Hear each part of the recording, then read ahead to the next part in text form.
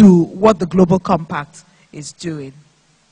It still all comes onto the United Nations framework on corporate social responsibility as well. And then he takes us through examples of strategic CSR, the right to participate in technological development, the right to clean water, and reach out to promote the right to health. And for each of these, there are partnerships and different initiatives that have been undertaken from various organizations. The top one, we see what Ericsson has done, the Millennium Villages Project, the Prime, which is a prime driver in an all-encompassing communicating world. And they've been able to work with 70 villages of approximately 5,000 people per village. And they've been able to partner as well with the Earth Institute, Millennium Promise, and the UNDP. The additional social gains has been the right to health, education, and security of the person.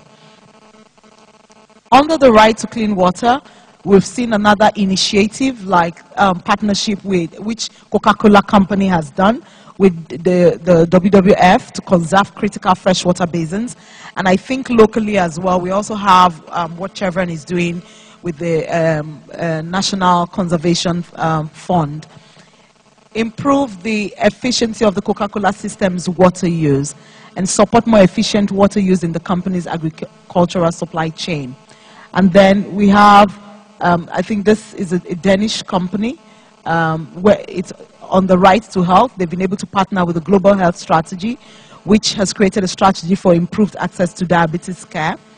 Then the best possible pricing scheme for diabetes patients, and then a special effort to reach out to all people with diabetes, which is part of the 2001 World Diabetes Foundation.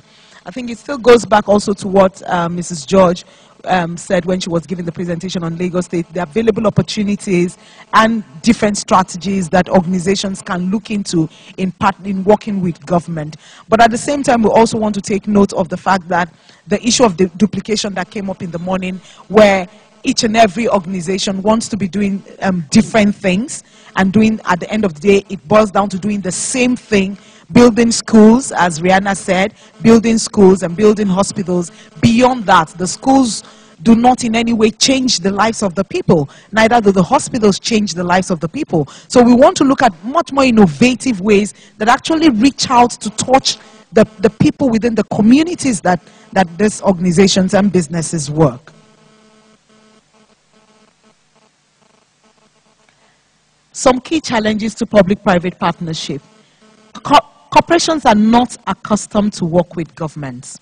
And I think that has clearly come out from the discussions we've had throughout today. It's all about agreeing to work together. They are not used to it. And so there's always that friction. There's always the suspicion as well. Existing prevalent CSR initiatives may undermine public governance. We look at the Melinda and Bill Gates Foundation, responsible supply chain management, creating conflict of interest, and he gave an example, and of course political bribery. And I think this particular one, if we look within our context, even in Nigeria as a country, we will have a lot of examples to show in this regard. Another challenge is the creating of relationship. There should be positive contributions, but these positive contributions cannot offset adverse human rights impact. The human rights element of corporate social responsibility came up very strongly this morning. And it still boils down to the triple bottom line approach that we're talking about. That if, for any reason, whatever you're putting back as a business, as a corporation, into the society, in some way still voids the human rights aspect of it, then there's still an issue. It's not just doing CSR or doing good, as it were. Due diligence and action required to identify, prevent, mitigate, and